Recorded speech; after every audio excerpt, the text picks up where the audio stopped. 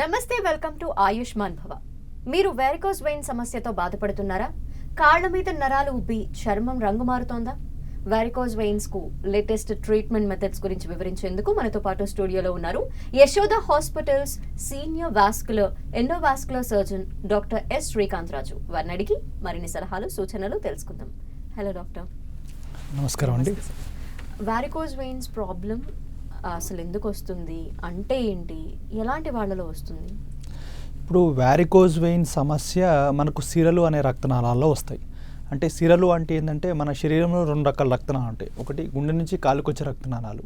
అవి మంచి రక్తాన్ని గుండె నుంచి తీసుకొని కాలుకి ఇచ్చిన తర్వాత చెడు రక్తం ఏదైతే ఫామ్ అవుతుందో అది కాళ్ళ నుంచి వేరే రక్తనాళాల ద్వారా పైకి వెళ్తుంది. ఈ పైకి వెళ్ళే రక్తనాళాల్లో సమస్య ఉంటే దాన్ని మనం వారికోజ్ వెయిన్స్ అంటాం. ఇవి కామన్గా ఫీమేల్స్లో ఎక్కువగా వస్తుంటుంది. వాళ్ళకు పోస్ట్ ప్రెగ్నెన్సీ వాళ్ళకు పొట్ట పెద్దగా పెరిగినప్పుడు ఆ బరువు కాళ్ళ మీద పడడం వల్ల మెల్లగా స్టార్ట్ అయ్యి క్రమక్రమంగా పెరుగుకుంటూ వస్తుంది.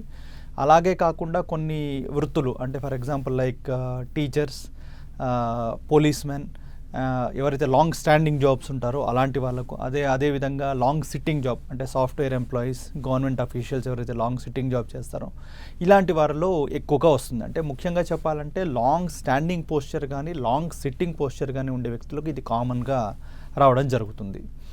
అండ్ దీనివల్ల మనకు కామన్గా వచ్చే సమస్యలు ఏ రకంగా ఉంటాయి అంటే పేషెంట్స్ ఎవరైతే ఈ యొక్క కంప్లైంట్స్ వస్తారో వాళ్ళు ఏమని చెప్తారంటే మోస్ట్గా కాళ్ళలో రక్తనాళాలు బాగా ఉబ్బి ఉన్నాయి, నరాలు బాగా ఉబ్బి ఉన్నాయి అనే పదాలు ఎక్కువగా వాడుతుంటారు. యాక్చువల్గా ఇవి నరాలు కాదు, సిరలు వాపు ఉంటే దాన్ని మనం వారికోజ్ వెయిన్స్ అంటాం. అంటే కొందరికి ఏంటంటే సిరల వాపు బయటికి కనిపించవచ్చు, కొందరు కనిపించకపోవచ్చు కూడా. అందరికీ కనిపించాలని కూడా ఎక్కడ లేదు. కొందరికి ఎలా ఉంటుందంటే కాళ్ళలో ఈ సిరలు ఎక్కువగా వాపు రావడం వల్ల కాళ్ళు బాగా వాచి కాళ్ళలో అక్కడ మన వేలుతో నొక్కితే మనకు బోన్ మీద ముద్రపడే అవకాశం కనబడుతుంటుంది అనమాట. ఇంకొందరికి ఇది క్రమక్రమంగా పెరిగి మనకు మెడిమ భాగంలో నలుపు అనేది స్టార్ట్ అవుతుంది. ఒక చిన్న చుక్కల్లాగా స్టార్ట్ అయ్యి ఇది క్రమక్రమంగా పాకి మనకు కాలు పై భాగం వరకు ఆ నలుపు ఎక్స్టెండ్ అయ్యే అవకాశం ఉంటుంది. చర్మం క్వాలిటీ అనేది దెబ్బతింటుంది. కొందరు పేషెంట్స్కి ఎలా ఉంటుందంటే దురద, అంటే వాళ్ళకు వేళ్ళతో గోక్కోవాలనిపించేలాగా అనిపించి వాళ్ళు క్రమంగా తెలియకుండానే అలా గోకడం అనేది జరుగుతుంది. దాంతోపాటు అలా చేయడం వల్ల ఏంటంటే చర్మం ఎక్కడో ఒక చోట గివ్ అవే అయ్యి అక్కడ ఒక చిన్న గాయంగా మారి అది మారకుండా పెద్ద గాయాలుగా మారి ఇబ్బంది పెడుతుంది అనమాట. సో ఈ విధంగా వస్తూ ఉంటారు. ఇంకోటి వారికోజ్ వెయిన్స్ అనే సమస్య ఏమైనా ప్రమాదకరమైన సమస్య, దానివల్ల మనిషికి ప్రాణానికి ప్రమాదం వస్తుందా ఇలా అని చాలామంది అడుగుతుంటారు. వారికోజ్ వెయిన్స్ అనే సమస్య ఎలాంటిది అంటే it effects quality of life. అంటే మన నిత్య జీవితంలో చేసుకునే పనులకు అది ఇబ్బంది కలిగిస్తుంది. అంటే ఎలాంటి పనులు అంటే ఫర్ ఎగ్జాంపుల్ లైక్ మనం రోజు ఏంటి కాలు లాగడం, గుంజడం, ఈ బరువు ఎక్కడం, ఒక type of discomfort. Classical pain కంటే కూడా ఒక రకమైన ఇబ్బందికరంగా కాళ్ళు ఉంటాయి. అది ఉదయం నిద్ర లేచినప్పుడు వాళ్ళకు ఉండదు, కానీ సాయంత్రం వరకు ఆ ఇబ్బంది చాలా ఎక్కువై వారికి నిత్యం చేసుకునే పనులకు అది ఇబ్బంది కలిగించడం జరుగుతుంది. ఇంకొందరికి ఎలా ఉంటుందంటే ఎప్పుడైతే కాళ్ళు బాగా నల్లగా తయారైతాయో, మళ్ళీ అక్కడ గాయాలైతాయో, 10 మందిలో సోషల్గా వాళ్ళ బంధువులకి వెళ్ళినా ఏదైనా పార్టీస్కి వెళ్ళినా ఎవరైనా కాళ్ళు చూస్తే ఏ విధంగా ఉంటుంది అంటే ఇట్లా సోషల్ స్టిగ్మా అనేది ఎక్కువగా ఉంటుంది. ఇది ప్రమాదకరంగా యూజువల్గా ఎప్పుడూ ఉండదు, కానీ కాళ్ళ వాపు వచ్చినప్పుడు కొందరికి ఎలా అవుతుందంటే ఇన్ఫెక్షన్స్ వచ్చే అవకాశం ఎక్కువగా ఉంటుంది. ఆ ఇన్ఫెక్షన్ మేము ఏమంటామంటే సెల్యులైటిస్ అంటాం. సెల్యులైటిస్ అంటే కాళ్ళలో ఇన్ఫెక్షన్ వచ్చి కాళ్ళు ఎర్రగా మారి కొందరికి మన బుడగల్లాగా కాళ్ళ మీద వస్తుంటాయి అన్నమాట. అది ఎక్కువగా పాకి అది చీము గీము అంతా పడితే దాన్ని నెక్రోటైజింగ్ ఫేషియటిస్ అంటాం. ఇలా వచ్చే అవకాశాలు చాలా అరుదుగా ఉంటాయి. అంటే ఎవరిలో ఉంటాయి, ఎవరైతే కాళ్ళలో ఈ సిమ్టమ్స్ వచ్చినా అస్సలు పట్టించుకోకుండా అలా వదిలేస్తారో వాళ్ళలో ఇది ప్రమాదకరంగా మారి కాలికి కొందరికి ప్రాణం మీదకి కూడా వచ్చే అవకాశం ఉంటుంది. కానీ this is a very very very rare situation. అంతేగాని కామన్గా అయితే ఇది ఎప్పుడు కూడా ప్రమాదకరమైన జబ్బు కాదు. నరాలు ఉబ్బి కనిపించని వాళ్ళు మరి వాళ్ళు ఎలా గుర్తించాలంటారు? పెయిన్స్ లేదంటే ఇవన్నీ కామన్? చాలా ఇంపార్టెంట్ క్వశ్చన్ అడిగారు. ఎందుకంటే కొందరు మా పేషెంట్స్ మా దగ్గరకు వచ్చినప్పుడు కూడా అదే అడుగుతారు, డాక్టర్ గారు మేము చాలా యూట్యూబ్లో వీడియోస్ చూసాము, లేదంటే ఫోటోగ్రాఫ్స్ మేము ఇంటర్నెట్లో చూసాము, మాకు బయటికి ఏం కనబడట్లేదు కదా డాక్టర్ గారు, మరి ఎలా ఇది వారికోజ్ వెయిన్స్ అంటే. అందుకే చెప్పాను మనం చెప్పిన సిమ్టమ్స్ ప్రతి ఒక్క పేషెంట్లో 100% అవే ఉండాల్సిన అవసరం లేదు. అంటే కొందరికి కాళ్ళలో వాపులు అంటే సిరలు బాగా వాపులు ఉన్నట్టుగా కనపడతాయి. కొందరు కాళ్ళ వాపులు వచ్చి ఇట్లా మన వేలుతో నొక్కితే అక్కడ చొట్టబడే విధంగా అనిపిస్తుంది. కొందరికి కలర్ చేంజెస్ వస్తాయి, కొందరికి గాయాలతోనే డైరెక్ట్గా ప్రజెంట్ అయ్యే అవకాశాలు ఉంటాయి. ఇట్లా వివిధ రకాలుగా ప్రజెంట్ అవుతుంటుంది. ఇంకోటి మీరు అడిగిన దాంట్లో కూడా ఒకటి ఇంపార్టెంట్ థింగ్ ఏంటంటే అండి, ఇది వంశపారంపర్యంగా వచ్చే సమస్య. అంటే వారి పూర్వీకులు ఎలాగైతే షుగరు బీపీ వస్తుందో ఇది కూడా అదే విధంగా వచ్చేది. కాకపోతే చాలామంది పేషెంట్ మా దగ్గరకు వచ్చినప్పుడు ఏమంటారు, మా తాతగారికి లేదు, మా అమ్మగారికి లేదు, మాకు గుర్తున్నది, మాకే ఎందుకు వచ్చింది సార్ అంటారు. అంటే క్రమంగా మనం ఇప్పుడు కరెక్ట్గా మాట్లాడుకుంటే వారి పేరెంట్స్ కానీ గ్రాండ్ పేరెంట్స్ కానీ ఆ డ్యూరేషన్ మనం కరెక్ట్గా క్యాలిక్యులేట్ చేస్తే ఆల్మోస్ట్ ఒక 100 years before what we are talking. ఆ రోజుల్లో మనిషి ఎక్కువ దూరాలు నడిచేవాడు, తన పనులు తను చేసుకునేవాడు, ఎక్కువ బరువులు మోసేవాడు. ఇప్పుడు మనకున్నట్టు క్యాబ్స్, ర్యాపిడోస్, ఇన్స్టామార్ట్, స్విగ్గీ ఇలాంటివి అంటే కూర్చున్న చోటికి మనం అన్నీ వస్తుంది. Now what we are fighting with our brain. అంటే హ్యూమన్ ఇంటలెక్చువల్తో ఫైట్ చేస్తున్నాం. అంటే we are being stressed in that way. కానీ physical activity when compare to our ancestors మనది చాలా తక్కువగా ఉంది. కాబట్టి ఈ సమస్యలు వాళ్ళ జీవితంలో చాలా తక్కువగా చూస్తున్నారు. కానీ ఇప్పుడు ఎలా ఉందంటే 20 ఏళ్లకు కూడా మేము పెద్ద పెద్ద వారికోజ్ వెయిన్స్తో కొన్నిసార్లు గాయాలతో కూడా వస్తున్నారు. కొందరికి 60 ఏళ్ళ తర్వాత వస్తుంది, కొందరికి వాళ్ళ జీవితంలో రావట్లేదు. ఎలాగైతే షుగర్ కొందరికి 20 ఏళ్ళకి రావచ్చు, 60 ఏళ్ళకి రావచ్చు, కొందరికి వాళ్ళ జీవితంలో రాదు. అంటే ఇది ఏంటంటే జన్యుపరంగా వచ్చే విధంగా ఉంటుంది. So depending upon our physical activity, అంటే మనం ఫిజికల్గా ఎంత యాక్టివ్గా ఉన్నా అనే దాన్ని బట్టి అది రావడం అనేది ఉంటుందన్నమాట. అలా ఎవరికైతే ఇప్పుడు దురదలు లేదంటే వాపులు అలా కనిపిస్తున్నాయో వాళ్ళు ఆయింట్మెంట్స్ కానీ లేదా పెయిన్ కిల్లర్స్ కానీ కొంతమంది స్టాకింగ్స్ కూడా వేసుకుంటూ ఉంటారు. దీనివల్ల ఎంతవరకు తగ్గచ్చు అంటారు? ఉపయోగం ఉందా? అంటే ఒక విషయంగా చెప్పాలంటే ఆయింట్మెంట్స్ మీరు అనేది చాలా అద్భుతమైన ప్రశ్న అడిగారు. ఎందుకంటే చాలామంది అంటే ఈ సమస్యను ఫస్ట్ గుర్తించకుండా ఉంటారు. ఎందుకు ఆ చర్మంలో నలుపులు వచ్చినప్పుడు ఫస్ట్ గుర్తొచ్చింది ఇది ఏదో చర్మ వ్యాధి అని చెప్పి చాలాసార్లు చర్మ వ్యాధిగ్రస్తులు ఎవరైతే ఉంటారో దాన్ని ట్రీట్ చేసే డాక్టర్స్ ఎవరైతే ఉంటారో వారి దగ్గరికి ఎక్కువగా పేషెంట్స్ వెళ్తుంటారు. దానివల్ల ఏంటంటే ఆ కలర్ చేంజ్ కోసమే వాళ్ళు ఆలోచించుకుంటూ ఏళ్ల తరబడి అలానే వాడి పెద్ద పెద్ద గాయాలతో మా దగ్గరకు వచ్చిన వాళ్ళు చాలామంది ఉన్నారు. అంటే వ్యాధి ఇది అని గుర్తించకపోవడం వల్ల ఎక్కువ కాలం వాళ్ళు దాంతో బాధపడుతూ ఉంటారు. యాక్చువల్ చెప్పాలంటే వారికోజ్ వెయిన్స్ వల్ల వచ్చే నలుపులకు కానీ ఆ గాయాలకు కానీ ఎలాంటి ఆయింట్మెంట్స్ పని చెయ్యవు. అది ఇంపార్టెంట్ థింగ్ మేడం. అది కాకుండా నెక్స్ట్ ఇంకో అద్భుతమైన క్వశ్చన్ మీరు ఏమేశారంటే స్టాకింగ్స్ వేసుకుంటారు కదా, స్టాకింగ్స్ వల్ల ఎంత లాభం ఉంటుంది అంటే స్టాకింగ్స్ వల్ల ఎంత లాభం ఉంటుందంటే వ్యాధి ఇనిషియల్ స్టేజెస్లో ఉన్నప్పుడు స్టాకింగ్స్ చాలా ఉపయోగపడతాయి. అంటే స్టాకింగ్స్ వల్ల లాభం ఏంటి, ఉన్న రోగం పెరగదు కానీ అంటే రోగం పెరగకుండా ఉండడానికి మనం అది వాడడం జరుగుతుంది. అంటే రోగం పెరగడము పెరగకపోవడము అంటే ఏంటి అని అడుగుతారు చాలామంది ఇప్పుడు మీరు అడిగినట్టు. అంటే దాంట్లో ఏంటంటే మేడం మనకు ఇప్పుడు కాళ్ళ నుంచి రక్తం చెడు రక్తాన్ని గుండె వైపు తీసుకెళ్ళాలి. కాళ్ళ నుంచి గుండెకి రక్తం వెళ్ళాలి అంటే గురుత్వాకర్షణ శక్తికి అగేన్స్ట్గా రక్తం కింద నుంచి పైకి పయనం చేయాలి. నార్మల్గా అలా చేయకూడదు ఫిజిక్స్ ప్రకారం మనం ఆలోచిస్తే. మరి ఇది ఎలా జరుగుతుంది అంటే మనం నడిచేటప్పుడు పరిగెత్తేటప్పుడు మన వాకింగ్ ఫోర్స్ గ్రావిటేషనల్ ఫోర్స్ కంటే ఎక్కువగా ఉంటుంది. ఆ క్రమంలో మన కాలి కండరాలు అంటే మనకి ఏదైతే కాఫ్ మజిల్ ఉందో దాన్ని మనం పెరిఫెరల్ హార్ట్ అంటాం. ఎలాగైతే గుండె మనకు సెంట్రల్ హార్ట్ లాగా ఉండి మనకు బాడీకి ఎంత రక్త సరఫరా చేస్తుందో ఈ చెడు రక్తాన్ని కింది నుంచి పైకి తీసుకురావడానికి కాఫ్ అనేది పనిచేస్తుంది. సో మన వాకింగ్ ఫోర్సు ఈ కాఫ్ ఇవి రెండు యాడ్ చేయడం వల్ల ఏమైందంటే రక్తం ఈజీగా కింది నుంచి పైకి వెళ్తుంది. ఆ వెళ్ళే క్రమంలో ఈ రక్తనాళాల్లో కొన్ని వాల్వ్స్ ఉంటాయి. ఆ వాల్వ్స్ ఏం చేస్తే ఈజీగా ఓపెన్ అయ్యి రక్తం పైకి వెళ్ళేటప్పుడు ఉపయోగపడుతుంది. కానీ మనం ఇలా కూర్చున్నప్పుడు లేదా నుంచున్నప్పుడు పైకి వెళ్ళిపోయిన రక్తం మళ్ళీ కిందికి జారిపోవాలి. కానీ అలా జారకుండా అది పైన ఎందుకు ఉంటుంది, ఈ వాల్వ్స్ ఏవైతే ఉన్నాయో రక్తం పైకి వెళ్ళేటప్పుడే ఓపెన్ అవుతుంది కానీ అదే రక్తం కిందికి రావాలంటే ఓపెన్ కాదు. దానివల్ల ఈ రక్తనాళాల్లో రక్తం అనేది ఎప్పుడూ పైకి ప్రయాణం చేస్తుంది. ఇది మన బాడీలో ఒక బ్యూటిఫుల్ సిస్టమ్ అనమాట, ఇన్బిల్ట్ సిస్టమ్ ఇది. కానీ ఈ వాల్వ్స్లో కూడా మేజర్ వాల్వ్స్ ఒకటి మనకు గ్రాయిన్ రీజన్లో ఉంటుంది, ఒకటి మోకాలి వెనకాలి భాగంలో ఉంటుంది. మైనర్ వాల్వ్స్ మోకాలి కింది భాగంలో ఉంటాయి. ఇప్పుడు మేము చూసేది అదే. ఇప్పుడు వాల్వ్స్ మైనర్ వాల్వ్సే డ్యామేజ్ అయ్యాయి, పేషెంట్కి ఎక్కువ ఇబ్బంది లేదు, కలర్ చేంజ్ లేదు, గాయాలు లేవు. అలాంటి పేషెంట్స్కి ఏం చేస్తాం, డైరెక్ట్ సాక్స్ ఇస్తాం, స్టాకింగ్స్.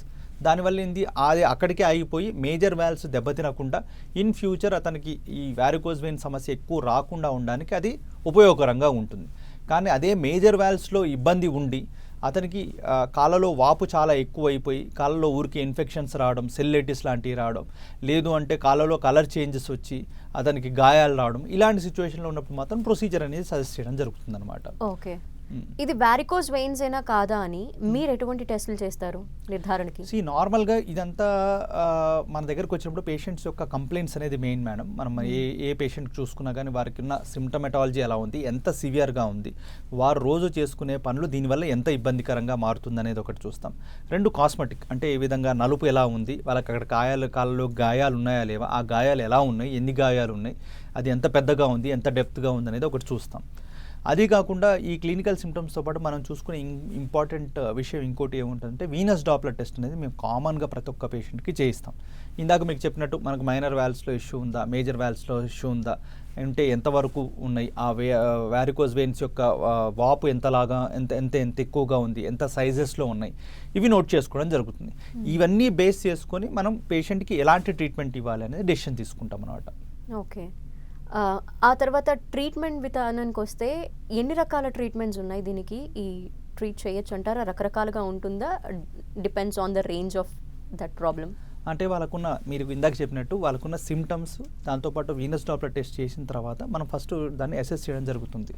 అయితే ఆ అసెస్ చేయడంలో ఎలా ఉంటుంది అంటే ఫస్ట్ పేషెంట్కి వీనస్ డాప్లర్ మీకు ఇందాక చెప్పినట్టు మేజర్ వాల్వ్స్లో ఇష్యూ ఉందా, మైనర్ వాల్వ్స్లో ఇష్యూ ఉందా అనేది చూసుకుంటాం. ఎప్పుడైతే మేజర్ వాల్వ్స్లో ఇష్యూ ఉంది అంటే మైనర్ వాల్వ్స్లో ఇష్యూ ఉంది అంటే ఆ పేషెంట్కి ఫస్ట్ కన్జర్వేటివ్ మేనేజ్మెంట్ అంటాం. అంటే మెడికేషన్ ద్వారానే దాన్ని మేనేజ్ చేయాలనే ఉద్దేశంతో చేస్తాం.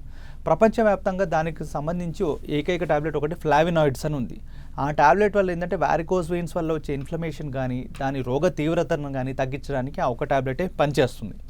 అవి కాకుండా కామన్గా వాళ్ళకు జాగ్రత్తలు చెప్తాం. ఏంటి, కూర్చున్నప్పుడు కాలు ఎత్తు మీద పెట్టుకొని కూర్చోవాలని, పడుకున్నప్పుడు కాలు కింద దిండు పెట్టుకొని పడుకోవాలని.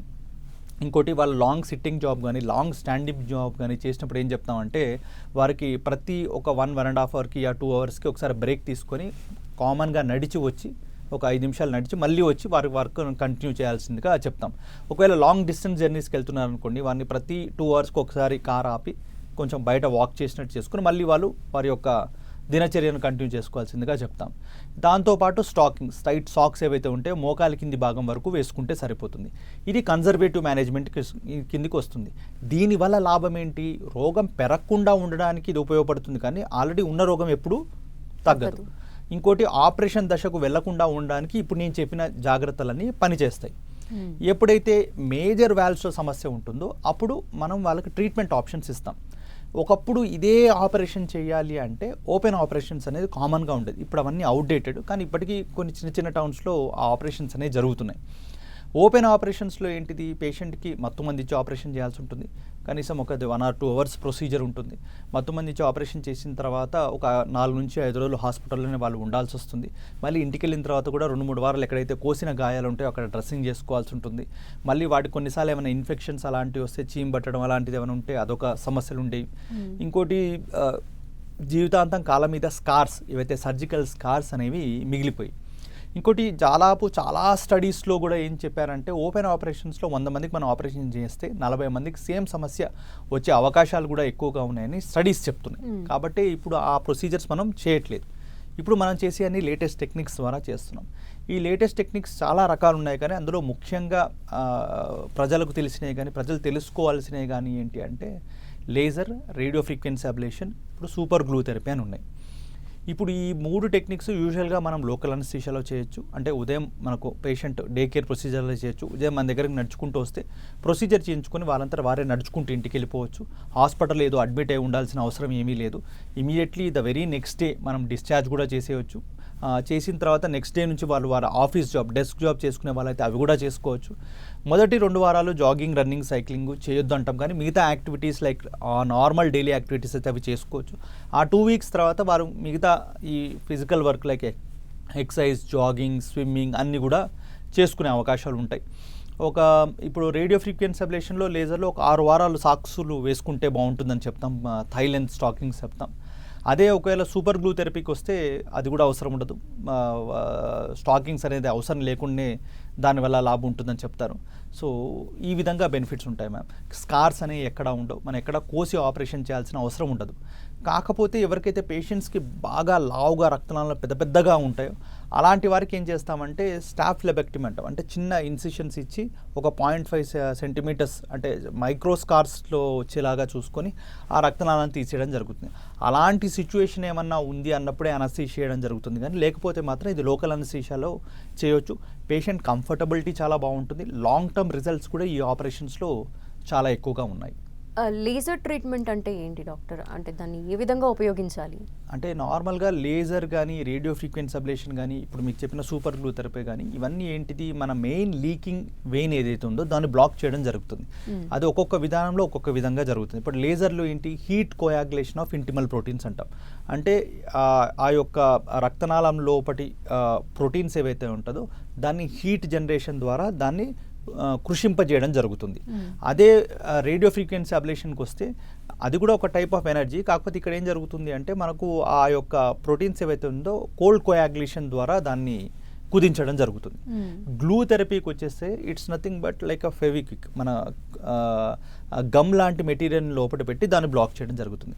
ఈ 3 టెక్నిక్స్లో కూడా ఏది చేసినప్పటికీ కూడా ఏదైతే మెయిన్ లీకింగ్ వెయిన్ ఉంటుందో దాన్ని బ్లాక్ చేయడం ద్వారా పేషెంట్కి రక్త సరఫరా కిందికి ఊరికే వచ్చి, అంటే సిరల్లో ఆ రక్తం కిందికి ఊరికే వచ్చి కాళ్ళలో వాపు రాకుండా ఉండడానికి మనం ఈ విధంగా ట్రీట్మెంట్ చేయడం జరుగుతుంది. అంటే ఒకప్పుడు జరిగే సర్జరీస్లో ప్రజలంతా నమ్మేవాళ్ళు మేజర్గా కోసి తీసేస్తున్నారు కాబట్టి మళ్ళీ ప్రాబ్లం ఏమి ఉండదు అని. ఇప్పుడు జరిగే ఈ ట్రీట్మెంట్స్ మీద ఒక రోజులో ట్రీట్మెంట్ అయిపోతుంది అంతా అంటే కొంత అపోహ స్టార్ట్ అవుతుంది ఏంటి అని. దీని మీద మీరు ఎలాంటి క్వశ్చన్స్ వింటూ ఉంటారు రెగ్యులర్గా? అంటే నార్మల్గా మా దగ్గరకు వచ్చిన పేషెంట్స్ కొందరు చెప్తుంటారు, అంటే చిన్న చిన్న గ్రామాల్లో కానీ అక్కడ కానీ, సార్ కోర్స్ తీసేస్తేనే బాగుంటుందంట కదా, మరి ఇదేంటో మాకేం మీరు చేసినట్టు కూడా మాకేం కనబడట్లేదు, ఎక్కడ కోయట్లేరు, మీరు నిజంగా తీస్తున్నారా, ఇలాంటి వారు కామన్గా అడుగుతుంటారు. అయితే వారికి ఏం చెప్తామంటే, మన ఇండియాలో ఏంటంటే ఒక పేషెంట్కి మనం ఒక ఓపెన్ ఆపరేషన్ చేసిన తర్వాత, ఫర్ ఎగ్జాంపుల్ ఓపెన్ ఆపరేషన్ చేసిన తర్వాత మత్తు మందించి ఆపరేషన్ చేసి ఒక 4-5 రోజులు హాస్పిటల్లో ఉండాలి. మన ఇండియన్ పీపుల్ కామన్గా ఏంటి, ఒక మేజర్ ఆపరేషన్ ఏదైనా అయితే ఇంటికి వెళ్ళిన తర్వాత బెడ్ రెస్ట్ తీసుకోవాలి, ఒక 2-3 వీక్స్ నడవకుండా ఉండాలి, ఇంట్లోనే ఉండాలి ఇన్నట్టు ఇవన్నీ ఉంటాయి. ఇవన్నీ కరెక్ట్గా మనం క్యాలిక్యులేట్ చేసి ఒక 15 to 20 days వాళ్ళ వర్కింగ్ డేస్ అనేవి మిస్ అవుతారు. అంటే they have to keep a leave for that. దానివల్ల వాళ్ళ లైవ్లీహుడ్ అనేది కూడా పోవడం జరుగుతుంది. వారికి అదే చెప్తాం, ఇలాంటిది ఏం అవసరం లేదు, ఇది చాలా సింపుల్ ప్రొసీజర్ కాబట్టి ఉదయం వచ్చి చేయించుకొని మీరు సాయంత్రం వరకు వెళ్ళిపోతే నెక్స్ట్ డే నుంచి మీ జాబ్స్ చేసుకోవచ్చు, మీ లైవ్లీహుడ్ దెబ్బతినదు. ఇండియాలో మ్యాక్సిమం పీపుల్ ఎలా ఉంటారు, సింగిల్ బ్రెడ్ అర్నర్, అంటే ఇంట్లో ఒకరు సంపాదిస్తే మిగతా వాళ్ళందరూ డిపెండెంట్గా ఉంటారు. సో అలాంటి మెయిన్ వ్యక్తికి ఎప్పుడైతే మనం ఇలాంటి ఆపరేషన్స్ జరుగుతాయో వారే ఇంట్లో ఏం చేయకుండా ఉంటే మిగతా వాళ్ళకు కూడా వాళ్ళ లైవ్లీహుడ్ కూడా ఎఫెక్ట్ అవుతుంది. కాబట్టి ఈ లేటెస్ట్ టెక్నిక్స్ ద్వారా ఏంటంటే వారికి అలాంటి సమస్యలు రాకుండా వాళ్ళు హ్యాపీగా వారి పని చేసుకునే విధంగా మనం చేయడం జరుగుతుంది. ఇందాక మీకు ఒక విషయం చెప్పాను, ఈవెన్ పెద్ద పెద్ద సిరాలు మనకు బయటికి కనిపించినప్పుడు చిన్న చిన్నగా కట్ చేసి మనం ఆపరేషన్ చేసిన వాళ్ళకు కూడా ఇమీడియట్గా నెక్స్ట్ డే నుంచి వాళ్ళ జాబ్కి వెళ్ళిపోవచ్చు. వాళ్ళకి ఏది అప్పుడు కూడా ఏదో రెస్ట్ తీసుకోవాలనేది లేదు.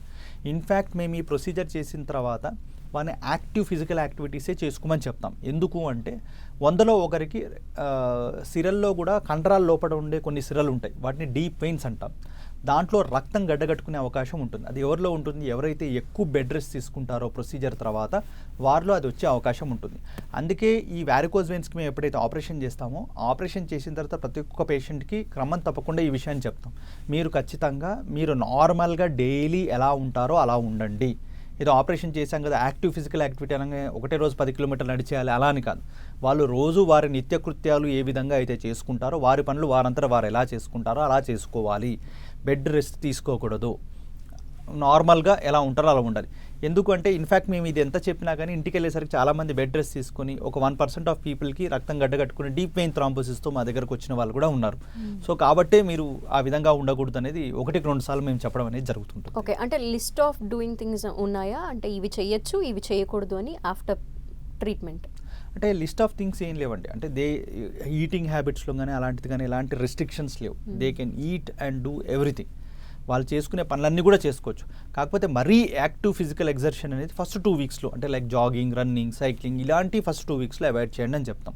అదర్వైజ్ లైక్ నార్మల్గా వాళ్ళు చేసుకునే యాక్టివిటీస్ కావచ్చు, జాబ్ కావచ్చు, నిత్యం వాళ్ళు చేసుకునే పనులు కావచ్చు, అవన్నీ కామన్గా యాజ్ యూజువల్ చేసుకోవాలి. కానీ మన ఇండియన్ మైండ్ సెట్లు ఏంటి అంటే ఏదో ఆపరేషన్ జరగగానే బెడ్ రెస్టే తీసుకోవాలి, మనం కదలకూడదు, కదిలితే ఏదో అయిపోతుంది, అమ్మో ఆపరేషన్ చేసి వచ్చారు, ఇలాంటి ఏవీ లేకుండా వాళ్ళు హ్యాపీగా ఉండొచ్చు. ఎందుకంటే this is very very safe procedures. ఒకప్పటిలాగా ఏదైనా అనస్థీషియా రిలేటెడ్ రిస్క్స్ కానీ అలాంటివి కానీ దీంట్లో ఏవి ఉండవు. ఎందుకంటే దాంట్లో కూడా మైనర్ రిస్క్స్ అనేవి కొంత ఉంటుంది. ఇంకోటి ఇది అనస్థీషియా రిస్క్ తీసుకొని చేసే అంత పెద్ద ఆపరేషన్స్ కూడా ఇవి కావు. యూజువల్గా we prefer to do it under local anaesthesia so that anaesthesia related complications కానీ అలాంటివి కానీ అవాయిడ్ చేయొచ్చు అనే ఉద్దేశంతో మేము ఇది చేస్తాం అనమాట. మీరు చెప్పారు ఓపెన్ సర్జరీలో కూడా 40% మాత్రమే సక్సెస్ రేట్ ఉంటుంది, ఆ తర్వాత మళ్ళీ రిపీట్ అయ్యే ఛాన్సెస్ కూడా ఉంటాయని. ఇందులో సక్సెస్ రేట్ ఎంత ఉంటుంది? ఆల్మోస్ట్ 95% దాకా ఉంటుంది దీంట్లో సక్సెస్ రేటు. ఆ 5% కూడా ఎందుకు ఉంటుంది, మళ్ళీ అంటే మీరు ఆపరేషన్ చేస్తే మళ్ళీ ఎందుకు రావాలి అని అడిగే వాళ్ళు కూడా ఉంటారు. అది ఎందుకు వస్తుందంటే మనం జీన్స్ని కంట్రోల్ చేయలేం. మీకు అర్థమైందా? ఇప్పుడు మనం ఏ వెయిన్స్ని బ్లాక్ చేస్తాం, ఏవైతే మెయిన్గా లీకింగ్ వెయిన్స్ ఉంటాయో, మేజర్ వాల్వ్ డిఫెక్ట్స్ ఉంటాయో దాన్ని మనం బ్లాక్ చేస్తాం. ఇప్పుడు చాలా సన్నగా ఉన్న రక్తనాళం కొన్నేళ్ల తర్వాత అది మళ్ళీ పెద్దగా అయ్యే అవకాశాలు కూడా ఉంటుంది. సో ఇలాంటి రక్తనాళాలు ఒక 10 ఏళ్ళక 20 ఏళ్ళక 30 ఏళ్ళక ఎవరికి వస్తుందో మనకు తెలియదు. ఇప్పుడున్న సిచ్యువేషన్లో ఇవి లేటెస్ట్ ట్రీట్మెంట్స్ కాబట్టి వీటి ద్వారా మనం ట్రీట్మెంట్ చేసి ఇప్పుడు సక్సెస్ని సాధించడం జరుగుతుంది. ఆ రోజుకల్లా ఇంకా ఇంతకంటే అడ్వాన్స్మెంట్స్ కూడా రావచ్చు. అలా వచ్చినప్పుడు దానికి ఏం చేయాలనేది అప్పుడు ఆలోచించాల్సి ఉంటుంది. పేషెంట్స్ కొందరు మమ్మల్ని ఏం అడుగుతారు, సార్ మీరు అంటున్నారు కదా ఈ 5 to 10% పీపుల్ ఎవరికైతే మళ్ళీ వస్తుంది అంటున్నారో వాళ్ళు ఏం చేస్తే అది మళ్ళీ రాకుండా ఉండగలుగుతుంది అనేది ఇంకో ప్రశ్న కామన్గా మా దగ్గర అడుగుతుంటారు. నార్మల్గా ఈ ఆపరేషన్ తర్వాత నార్మల్గా 6 weeks దాకా అయితే మేము స్టాకింగ్స్ ఖచ్చితంగా సజెస్ట్ చేస్తాం, వేసుకుంటే మంచిది అని చెప్తాం. 6 weeks తర్వాత అది డిపెండ్స్ అపాన్ ద పేషెంట్స్ ప్రోగ్రేటివ్, అంటే వాళ్ళు ఏ విధంగా చేయాలనుకుంటే ఆ విధంగా చేయొచ్చు. ఒకటి ఏంటంటే వారు బరువు అనేది తగ్గాల్సి ఉంటుంది, అంటే ఎక్కువ లావు ఉన్న వాళ్ళు బరువు పెరగకుండా చూసుకోవాల్సి ఉంటుంది. యాక్టివ్ ఫిజికల్ యాక్టివిటీ ఏదో ఒకటి, జాగింగో, రన్నింగో, సైక్లింగో, స్విమ్మింగో, ఏదో రకమైన ఫిజికల్ యాక్టివిటీ ఒకటి చేసుకోవాల్సి ఉంటుంది. మళ్ళీ అది కాకుండా కొంత స్టాకింగ్స్ కూడా మోకాలి కింది భాగం వరకు వారు ఎంతకాలం వేసుకోగలిగితే అది వాళ్ళకు బెటర్. అంటే ఇవి వారి చేతుల్లో ఉంటాయి. జన్యుపరంగా వచ్చేదాన్ని మనం కంట్రోల్ చేయలేం. అది ఎన్ని నెలలకు వస్తుందో కూడా మనకు క్రమంగా చెప్పలేం. పలానా టాబ్లెట్స్ వేసుకుంటే ఇది తగ్గుతుంది అని కూడా ఎక్కడా లేదు. ఇన్ఫ్యాక్ట్ జన్యుపరమైన వ్యాధులకు ఎప్పుడు కూడా శాశ్వతంగా పరిష్కారం అనేది ఉండదు. మనం ఇప్పుడు ఫర్ ఎగ్జాంపుల్ బీపీ, షుగర్ ఉంది, ఆ రోజు టాబ్లెట్ వేసుకొని మనం ఆ రోజు మందమే కంట్రోల్ చేసుకోగలుగుతాం. మళ్ళీ నెక్స్ట్ డేకి వచ్చేసరికి we have to do again. So ఇది కూడా అలాంటిది ఒక విధంగా చెప్పాలంటే. లైక్ ఇప్పుడు మీరు చెప్పిన ఈ బీపీ, షుగర్ లాంటి ఉన్న పేషెంట్స్లో ఈ ట్రీట్మెంట్స్ అనేవి చేయొచ్చా, లేదంటే ఎవరైనా? 100%. చాలా మంచి క్వశ్చన్ అడిగారు. మా దగ్గరకు వచ్చిన పేషెంట్స్ కూడా అడుగుతుంటారు, సార్ మీరు ఆపరేషన్ చేస్తా అంటున్నారు, షుగర్ పేషెంట్, మరి ఈ షుగర్ పేషెంట్లకి ఈ ఆపరేషన్ చేయొచ్చా అని అడుగుతారు. షుగర్ పేషెంట్స్ కానీ ఎవరు కానీ మనం ఇది లోకల్ అనస్థీషియాలో చేస్తున్నాం కాబట్టి ఇది చాలా సేఫ్ ప్రొసీజర్, వారికి ఎక్కువ ఇబ్బంది కాకుండా ఉంటుంది. ఒక 1/2 hour ప్రొసీజర్, ఇది ఎక్కువ డ్యూరేషన్ కూడా ఉండదు, చేయించుకుని వెళ్ళిపోవచ్చు. ట్రీట్మెంట్ అయిపోయిన తర్వాత కూడా డాక్టర్స్ని మళ్ళీ ఎప్పుడైనా కన్సల్ట్ అవుతూ ఉండాలంటారా? వన్స్ ఇవి తగ్గిపోతాయి కంప్లీట్గా అని చెప్పలేం కాబట్టి సో అంటే యూజువల్గా మేమైతే ప్రొసీజర్ అయిపోయిన తర్వాత ఒక 2 weeks తర్వాత ఒక సింగిల్ విజిట్ అయితే రమ్మని చెప్తాము. దాని తర్వాత వారికి అంత అవసరం ఉండదు.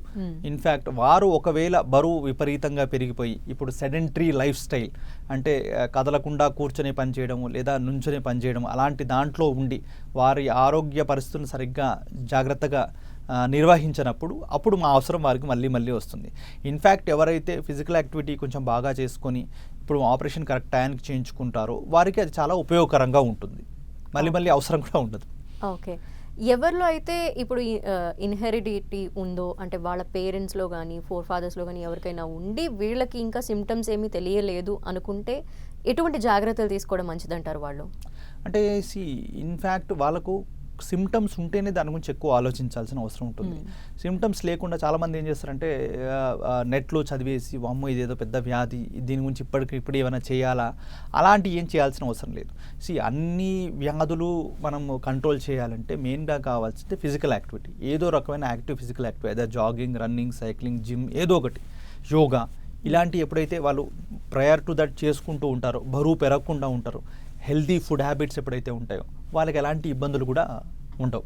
అంటే ఒక వారికోజ్ వెయిన్స్ కనే కాదు, మిగతా రకాల వ్యాధులు కూడా అది చాలా అద్భుతంగా ఉంటుంది. లైక్ ఎలాంటి లైఫ్ స్టైల్ మోడిఫికేషన్స్ చెప్తారు? లైఫ్ స్టైల్ మోడిఫికేషన్స్ అంటే లైక్ చెప్పాను కదా మీకు, అదే మన జిమ్ యాక్టివిటీస్ కానీ, యోగా కానీ, ఎవ్రీడే అట్లీస్ట్ 1 hour చేయడానికన్నా వాళ్ళు టైం కేటాయించాల్సి ఉంటుంది. హెల్దీ ఫుడ్స్ అంటే ఆయిల్ లెస్ ఫుడ్స్ కానీ, బరువు పెరగకుండా ఉండడానికి కానీ ఇలాంటివన్నీ చూడాల్సి ఉంటుంది. ప్రెగ్నెంట్ ఫీమేల్స్ అనుకోండి, వారు ప్రెగ్నెన్సీ ఉన్నప్పుడు ఏంటంటే పౌష్టికాహారం కొంచెం మంచిగా తీసుకోవాల్సి ఉంటుంది. ఎందుకంటే మదర్కి కానీ బేబీకి కానీ మంచి డెవలప్మెంట్ కోసం అది తీసుకోవాల్సి ఉంటుంది. కానీ ఆ టైంలో వారు తీసుకునే కొన్ని ఫుడ్స్ వల్ల తెలియకుండా అబ్నార్మల్ వెయిట్ గెయిన్ కూడా ఉంటుంది. సో ఆ టైంలో కూడా ప్రెగ్నెంట్ ఫీమేల్స్ కూడా దానికి సంబంధించిన ఎక్సర్సైజెస్ కానీ, వారికి అంటే నార్మల్ డెలివరీ కావడానికి ఏవైతే చేస్తారో అవన్నీ ఈ కాళ్ళలో వారికోజ్ వెయిన్స్ రాకుండా ఉండడానికి కూడా ఉపయోగపడతాయి. Some sort of physical activity ఆ ఫీమేల్స్ కూడా ఖచ్చితంగా చేసుకోవాల్సి ఉంటుంది. ఇంకోటి మీరు ఇప్పుడు అడిగిన దాంట్లో ఇంకో అద్భుతమైన ప్రశ్న ఏంటంటే, నేను చెప్పాల్సింది ఏంటంటే, ఒక ఎల్డర్లీ ఫీమేల్స్ ఎవరైతే మా దగ్గరకు వస్తారో, సార్ మీరు యాక్టివ్ ఫిజికల్ యాక్టివిటీ అది ఇది అంటుంటారు, మేము ఇంట్లో అన్ని పనులు చేస్తాము, బట్టలు ఉతుకుతాం, ఇంట్లో వాషింగ్ వర్క్ చేస్తుంటాం, అన్నీ చేస్తుంటాం sir, that becomes more exercise than anything what you say. మరి అలాంటప్పుడు మీరు మళ్ళీ నన్ను ఎక్సైజ్ చేయమని అంటున్నారు, అది ఎలా పాసిబుల్ అవుతుంది సార్, మాకు డైలీ దాంట్లో మాకు అది టైం కూడా కేటాయించలేకపోతున్నాం అన్నట్టు చాలామంది చెప్తుంటారు. కాకపోతే నేనేం చెప్తానంటే, మనం రోజు చేసుకునే పనులు ఎప్పుడు కూడా they doesn't come under physical activity. అంటే వారు ఫర్ ఎగ్జాంపుల్ ఒక 50 ఏళ్ళ వ్యక్తికి ఈ విధంగా మా దగ్గరకు వచ్చిన వాళ్ళు ఎక్కువ ఇదే విషయాలు చెప్తుంటారు. వాళ్ళు పెళ్ళైన దగ్గర నుంచి ఒక 50 ఏళ్ళు వచ్చేసరికంటే ఒక 20 to 30 years వాళ్ళు డైలీ చేసే పనులు అవి చేస్తున్నప్పటికి కూడా వాళ్ళు వెయిట్ గెయిన్ అయ్యారు. అంటే that becomes like a daily activity. Daily activity is never considered as an exercise. So what you do more than your daily activity, అంటే రోజు మనం చేసే పని కంటే ఏదైతే ఎక్కువ చేస్తామో అది ఫిజికల్ యాక్టివిటీ కిందకి వస్తుంది. ఎందుకంటే ఆ రోజు చేసే యాక్టివిటీ చేసినప్పటికి కూడా వారు బరువు పెరిగారు. So that will never come under physical activity. అందుకే చెప్తాం, అందుకే బియాండ్ దట్ మీరు ఏం చేయగలుగుతున్నారు అంటే, రోజు పొద్దున 1 కిలోమీటర్ నడవగలుగుతున్నారా, యోగాకు ఒక 1/2 అవర్ కేటాయించగలుగుతున్నారా, లేదా స్విమ్మింగ్ ఏమైనా చేయగలుగుతున్నారా, జాగింగ్ ఏమైనా చేయగలుగుతున్నారా, అవన్నీ ఎందుకు, అవన్నీ ఫిజికల్ యాక్టివిటీ కిందకి వస్తాయి కాబట్టి. అట్లా. Thank you doctor. Varicose veins వాటి ట్రీట్మెంట్ ఎలా ఉంటుంది, ఎలాంటి జాగ్రత్తలు తీసుకోవాలనే వివరాలన్నీ కూడా తెలియజేశారు ప్రేక్షకుల కోసం. Thank you so much. Thank you అండి, నమస్కారం. ఇది వాళ్ళ ఆయుష్మాన్ భవ. చూస్తూనే ఉండండి 10 TV, జనం కోసం నిజం కోసం.